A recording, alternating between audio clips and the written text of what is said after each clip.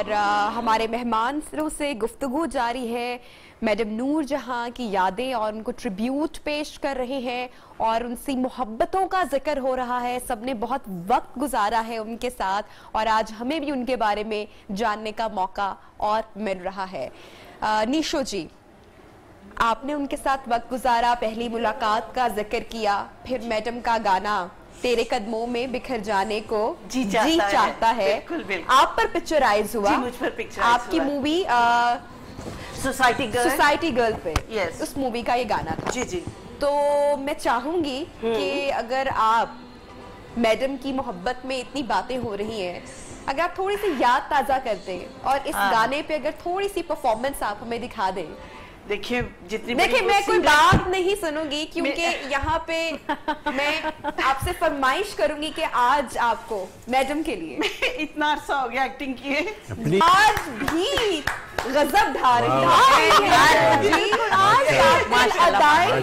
क्या बात और मैडम का एहतराम के ये ट्रिब्यूट उनके लिए। बिल्कुल। अच्छा, मैडम के गाए हुए गीत और गाने उस वक्त बड़ा ये जिक्र होता था कि जो मूवी की हीरोइंस पर अगर मैडम का गाना आ जाए, जो हमने पहले भी बल्कि बात की कि एक्सप्रेशन करना जी आसान हो जाता है। हाँ, बिल्कुल, बहुत आसान। बिल्कुल, ये ख्वाहिश होती थी हीरोइंस की कि मैडम का गाना गा आप देखिए कि मैडम ख्वाहिश कह रही हैं तो वो आवाज में ख्वाहिश लग रही है। हाँ, वो आवाज में है तो जब एक्सप्रेशन आएगा तो वो प्लस पॉइंट होके वो हीरोइंस के ये कितनी आसानी कर ये इससे एक्सट्रीम ऑफ लव और मोहब्बत की इंतहा को आवाज से एक्सप्रेस किया है उन्होंने। तो हमें अपनी एक्सप्रेशन से एक्सप्रेस करने में इतनी डिफिकल्टी नहीं आती जब उनकी आवाज हो। बिल्कुल। अजरा जी, मैडम की मोहब्बत, उनका प्यार सबके साथ, जैसे कि प्रोग्राम के आगाज में सर ने भी बताया कि किस तरह से वो लोगों की छुपकर भी कितनी ज्यादा मदद किया करती थी।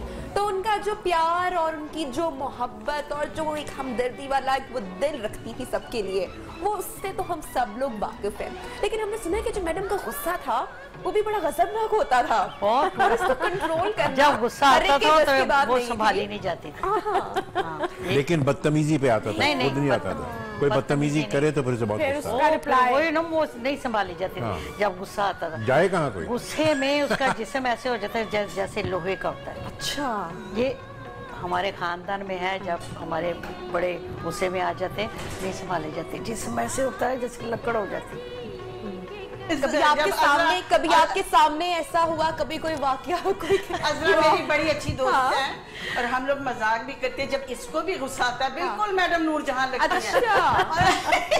और मैं कहती हूँ कि कभी गुस्से में तू कोई ऐसा गाना गा दिया अगर जिससे तू अपने गुस्से का इजहार कर सके। इतनी चला कर नहीं गाती। इनके खानदान में गुस्से की करनानी थिएटर वाली बात बताऊं। लगता है कुछ दिलचस्प वाकया है इससे मुताल्लिक। देखिए, एक दौर था जब ये छोटी थी तो करनानी थिएटर कलकत्ते में ये सारी गई थी, रियासतन दौर के रियासतन दौर। तो वहाँ पे कुछ गुंडे थे। अच्छा, मेरे वालिद, उन गुंडों ने ये तय किया कि इन लड़कियों को उठा के ले जाएंगे जब वो परफॉर्म कर रही थी। अच्छा। तो भाई बहन क्या मौजूद थे। अब मैं आपको मेरा वालिद तो वहाँ उन्होंने ये कहा कि उठाने के लिए वो गड़बड़ हो गई। तो एक आवाज़, मुझे ये याद नहीं कि इनके वालिद की थी या किसकी थी, उसने कहा कि लड़कों तुम्हारी गैरत को क्या हो गया। तो इनके भाई ने एक डांग उठाई और उसको गुंडे के सर पे मारी।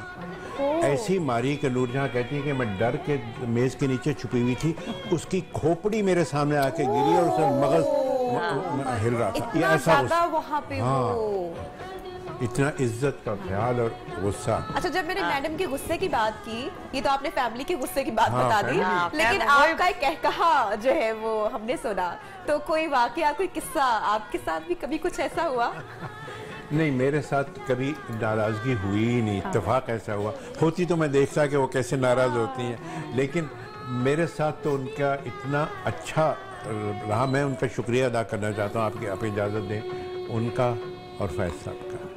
नूरजहां ने ज़िंदगी में एक सेहरा गाया, फैज़ साहब ने ज़िंदगी में एक सेहरा लिखा और वो मेरा था।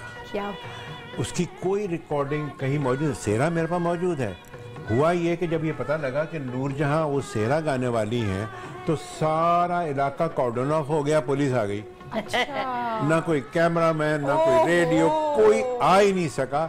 सिर्फ चंद लोग दरख्तों पे चढ़े हुए उन्होंने सुना। ये भी यादगार बन गया किस्सा। यादगार हो गया। मैं उनका शुक्रिया अदा करना चाहता हूँ कि नूरजहां आप तो अल्लाह को प्यारी हो गई, लेकिन उजाले आपकी यादों के अभी भी ऐसे। सबसे पसंदीदा कौन सा उनका नगमा गीत आपका है? और सारे सब।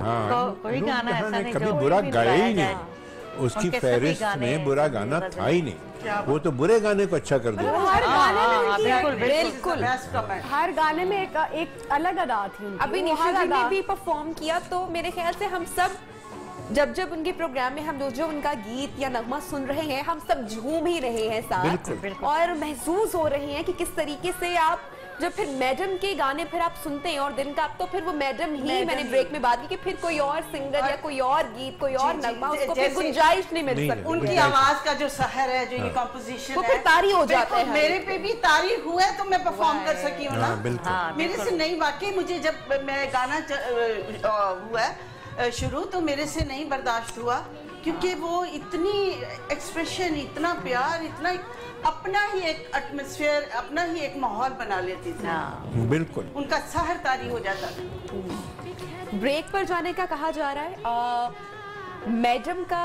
बहुत सारे इंटरव्यूज उनके, हम खुशकिस्मत हैं कि हम उनके इंटरव्यूज देख सकते हैं, और फैज साहब का क्योंकि बड़ा तस्करा हो रहा है और मैडम का बड़ा उनसे एक, वो कहते हैं ना कि एक अल्लाह ने जो एक मोहब्बत रखी हुई थी उनके लिए, वो भी एक थी।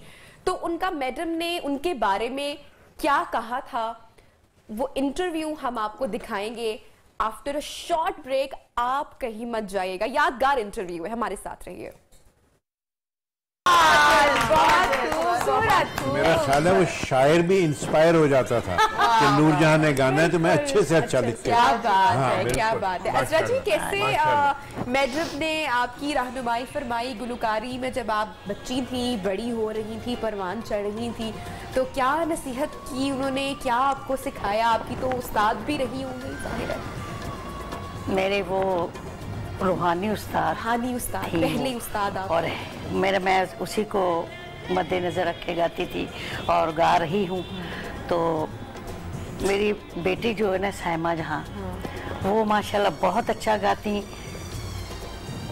छोटी सी जब 7 साल की, तो घर जाना मैडम के, उधर जाके कहना साइमा सुनाओ मुझे वो गाना सुनाओ।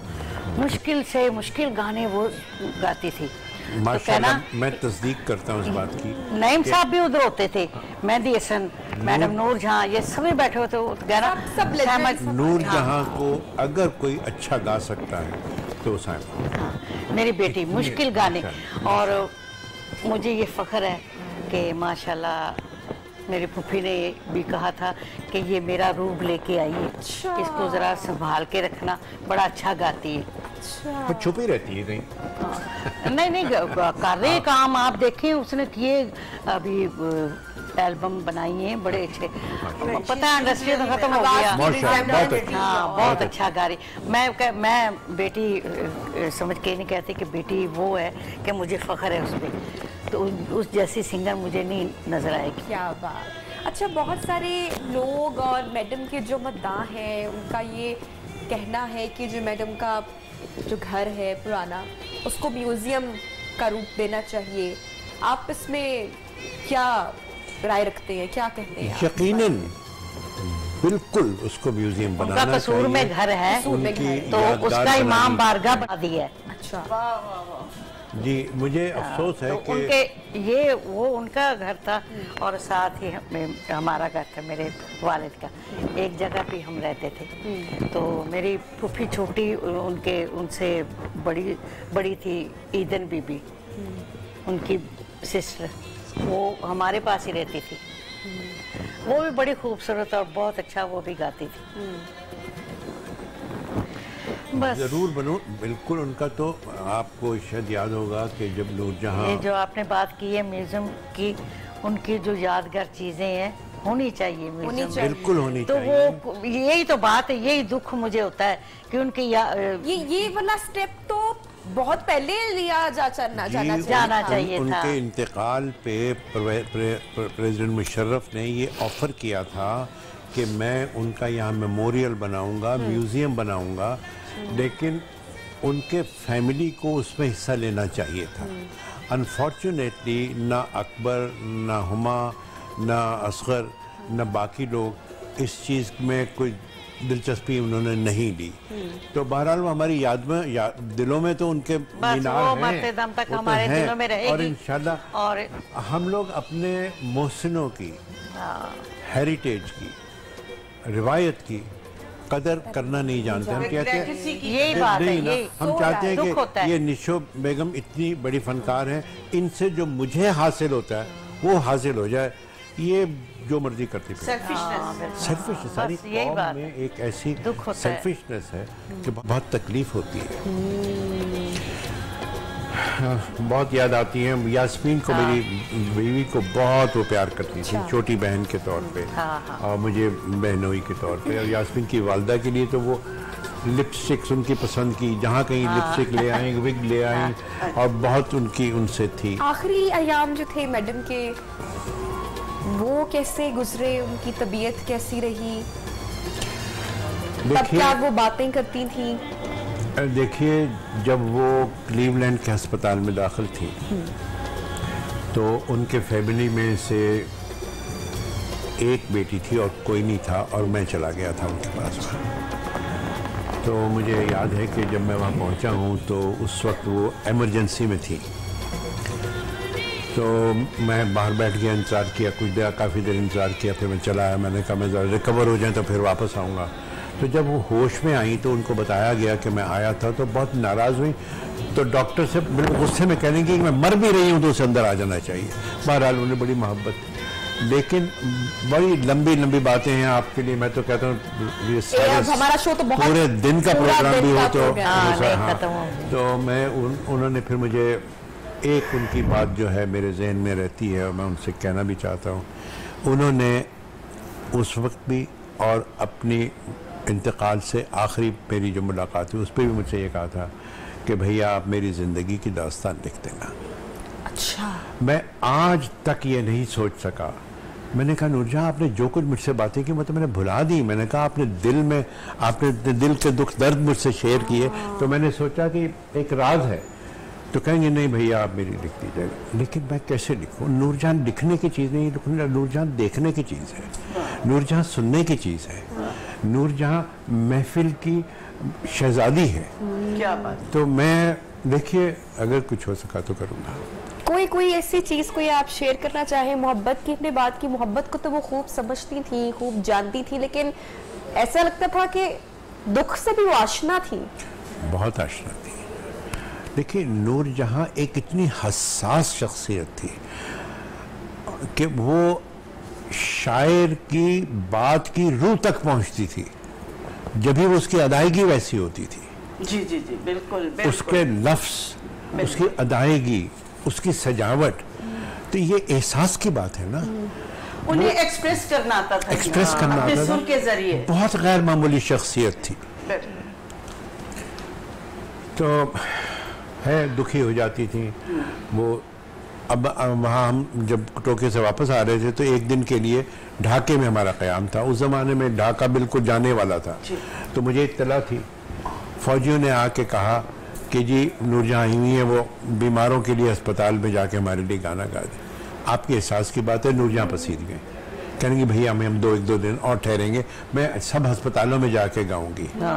लोगों के लिए इतना दुख रखती थी, इतना दुख रखती थी। अब मैं बहुत परेशान हुआ। मैंने कहा नूरजहां मेरी जिम्मेदारी है कि मैं आपको फलां तारीख तक कराची पहुंचा दूं, तो आप मेरे साथ चली जाए, मैं आपको वापसी की टिकट दिलवा दूंगा फौरन ही।